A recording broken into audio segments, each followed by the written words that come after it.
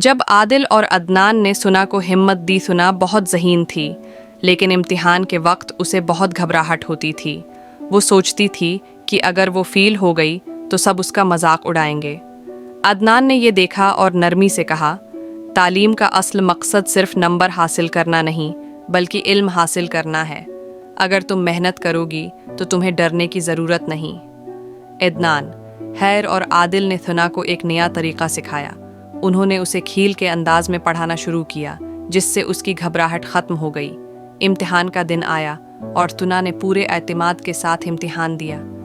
जब नतीजा आया तो उसने बेहतरीन नंबर हासिल किए। वो बहुत खुश थी और उसने आदिल और अदनान का शुक्रिया अदा किया। ये कहानियाँ हमें सिखाती हैं कि सच्ची दोस्ती और ताआवुन हमें सिखाती हैं कि सच्ची दोस्ती और ताआवुन से हर मुश्किल पर काबू पाया जा सकता है। तालीम का असल मकसद सिर्फ अच्छे नंबर लेना नहीं, बल्कि समझ, बूझ और इल्म में इजाफा करना है। अगर हम एक दूसरे की मदद करें तो सब कामयाब हो सकते हैं।